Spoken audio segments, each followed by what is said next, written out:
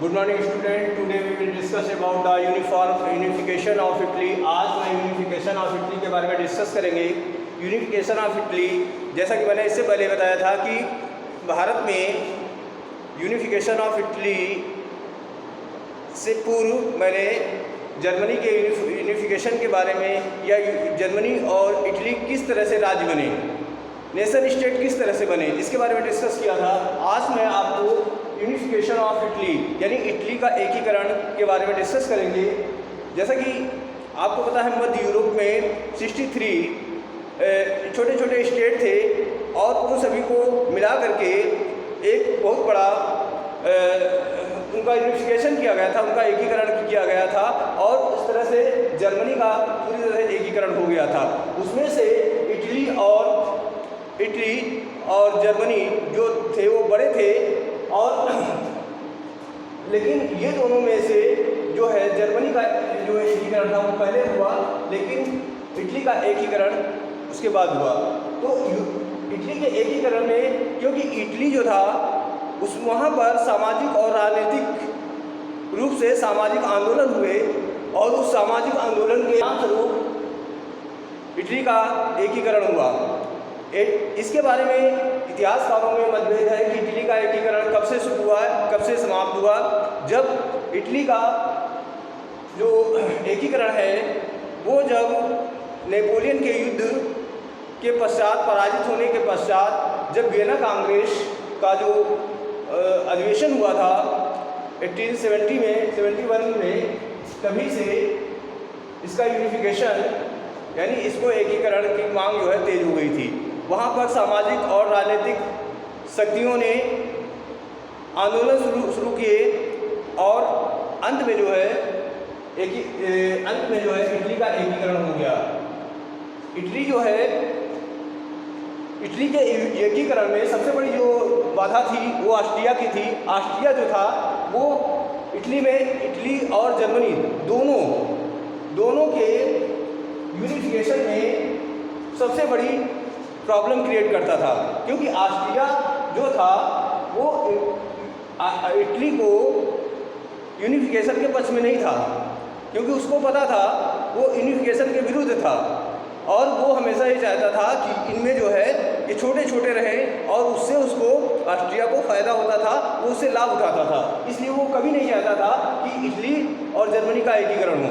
तो इस तरह से इटली जो है एक उसका एकीकरण हो गया, यानी जो छोटे छोटे राज्य थे जो, और वो सारे छोटे छोटे राज्यों को मिल करके एक संगठित राज्य, इतावली राज्य बना दिया गया और उसके पश्चात इटली जो है एक नेशन स्टेट के रूप में विकसित हो गया। लेकिन ये जो है कार्य करने में कुछ महत्वपूर्ण दार्शनिकों ने, कुछ महत्वपूर्ण पर्सनालिटीज़ ने इसमें महत्वपूर्ण रोल प्ले किया है। उसमें से जो सबसे बड़ा रोल प्ले किया था उसमें मेजनी का योगदान, यानी मेजनी का योगदान सबसे बड़ा योगदान था, क्योंकि मेजनी जो था उसका जन्म कब हुआ था? उसका जन्म हुआ था 1805 में, 1805 में मेजनी का जन्म हुआ था। और ये जो था ये फ्रांस की राजक्रांति से बहुत प्रभावित था, क्योंकि मेजनी जो था वो राष्ट्र की भावना से प्रेरित था, क्योंकि ये फ्रांस की जो क्रांति हुई थी उससे वो बहुत प्रभावित था। इसलिए जो है मेजनी ने इटली के एकीकरण में महत्वपूर्ण भूमिका निभाई और उसने जो है अपने सैनिक शक्ति से, ताकत से, अपने बल से, अपने संगठन से उस विरोधी शक्तियों को परास्त किया और पूरे राष्ट्र को एक संगठित रूप में करने का प्रयास किया। और इस तरह से उसका योगदान जो है काफ़ी सार्थक रहा है इटली के योगदान के लिए, क्योंकि ये फ्रांस की क्रांति से बहुत प्रभावित था और इसलिए जो है उसने जो है इटली को एक एकीकरण या एक संगठित राज्य बनाने में अपना महत्वपूर्ण योगदान दिया था। इसके पश्चात जो दूसरा जिसने योगदान दिया इटली के यूनिफिकेशन में, उसमें था काबू का जो था वो महत्वपूर्ण रोल था। काबू जो था एक कुशल कूटनीतिज्ञ था, वो जो है एक कुशल कूटनीतिक था वो पिडमॉन्ट और सार्डिनिया जो कंट्रीज थी उसमें से पिडमॉन्ट का प्रधानमंत्री था, इसलिए जो है ये भी राष्ट्रीय भावना से प्रेरित था। और इसका जन्म जो था वो 1810 ईस्वी में रीनो में हुआ था। और ये अपने पिता जो कि थे डॉक्टर, अपने पिता से ये बहुत प्रभावित था। अपने सैनिक शक्ति के बल पर और अपने विवेक से वो जो है इटली के यूनिफिकेशन में अपना महत्वपूर्ण रोल प्ले किया था। इसके बाद में जो तीसरी पर्सनालिटी है उसमें गैरिबाल्डी जो था वो जो है इसका जन्म 1807 ईस्वी में नीस में हुआ था। और ये जो था ये इटली के एकीकरण में भी महत्वपूर्ण योगदान किया है। तो इस तरह से इटली जो था एक असंगठित राष्ट्र था, वहाँ पर सामाजिक एकता नहीं थी, राजनीतिक प्रतिद्वंद्विता थी और उन सबको संगठित करने में, उन सभी को यूनिफिकेशन करने में इन सभी पर्सनालिटीज़ ने महत्वपूर्ण रोल प्ले किया। तो इस तरह से इटली का एकीकरण हुआ, क्योंकि इटली जो था पहले जो छोटे छोटे राज्यों में बटा हुआ था और उनमें से सभी जो है स्वतंत्र थे और उन सबको मिला करके एक संगठित एकीकरण कर दिया गया, उनको सब मिला करके एक नेशन स्टेट बना दिया गया। आज जो है इटली एक नेशन स्टेट के रूप में विकसित हुआ है। आज इटली जो है अब नेशन स्टेट के रूप में ये विकसित हो गया है। तो इस तरह से इटली का एकीकरण हुआ। अगर इस तरह से क्वेश्चन होते हैं कि मेजनी का क्या योगदान था, what is the role play of Mazzini, तो मेजनी जो था वो यूनिफिकेशन, क्योंकि मेजनी जो था वो एक राष्ट्रीय भावना से प्रेरित था और क्योंकि इसके पिता डॉक्टर थे और उसके पिता अब जो डॉक्टर थे उससे भी अपने पिता से भी प्रभावित था। तो इसलिए जो है इसका जो है बहुत महत्वपूर्ण योगदान रहा है यूनिफिकेशन ऑफ इटली, यानी इटली के एकीकरण में। इसी तरह काबूल जो था, काबूल एक कूटनीतिक और पिडमॉन्ट का जो प्रधानमंत्री था वो था। तो इस तरह से जो है काबूल जो है वो पिडमॉन्ट का प्रधानमंत्री था और कूटनीतिक था। अपनी कूटनीतिक चालों से जो है इटली को एकीकरण करने में काफ़ी महत्वपूर्ण योगदान किया है।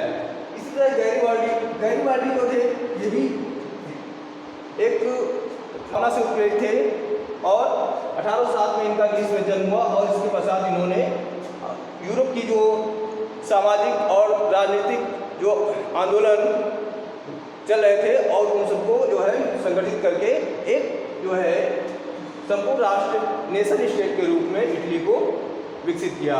तो इस तरह से इन तीन पर्सनालिटीज़ ने, जिसमें मेजनी, काबूल और गैरिबाल्डी, ये ऐसे पर्सनालिटीज थी जिन्होंने इटली के यूनिफिकेशन में अपना महत्वपूर्ण रोल प्ले किया है।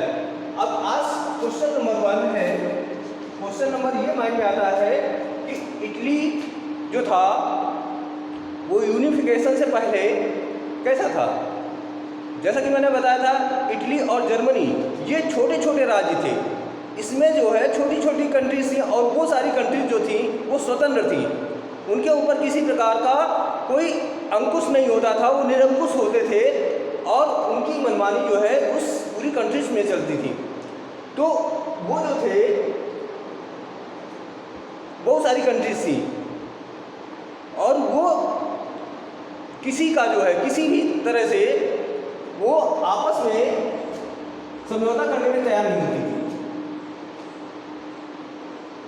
तो इस तरह से जो है उससे पहले एकीकरण से पहले इटली जो है छोटे छोटे राज्यों में और स्वतंत्र राज्यों में था और उन सभी को संगठित करना, क्योंकि वहाँ पर नेशन, क्योंकि नेपोलियन के पराजित होने के पश्चात जब वाटरलू में 1815 में पराजित हो गया था तो पूरे देश में जो है राष्ट्रीय भावना विकसित हो गई थी और राष्ट्रीय भावना से उत्प्रेरित होकर के जो है लोग जो है वो एकीकरण की मांग कर रहे थे, क्योंकि एकता में ही शक्ति होती है।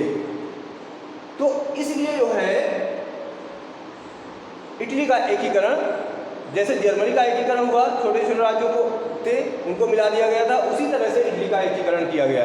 तो इस तरह से और इसमें जो इसका जो एकीकरण में सबसे महत्वपूर्ण बाधा जो थी वो ऑस्ट्रिया की थी। ऑस्ट्रिया बड़ा विघ्न करता था। ऑस्ट्रिया नहीं चाहता था कि इटली का एकीकरण हो या जर्मनी का एकीकरण हो, ये नहीं चाहता था, क्योंकि ये हमेशा एकीकरण के विरोधी था और उससे वो लाभ उठाना चाहता था, इसलिए उसका विरोध कर रहा था।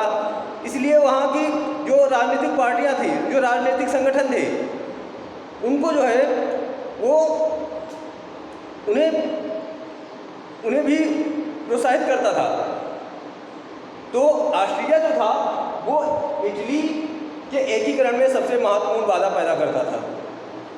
तो ऐसे जो है, लेकिन फिर भी जो है इन पर्सनालिटीज़ ने, जिनमें से मैज़नी, काबूल और गैरिबाल्डी और विक्टर इमानुएल, ये जो थे, इन सभी हमारे जो थे पर्सनालिटीज़ थी, व्यक्तित्व थे, उनका महत्वपूर्ण योगदान इटली के एकीकरण में रहा है। और इन्हीं के सहयोग से आज जो है इटली नेशन स्टेट के रूप में विकसित हुआ है।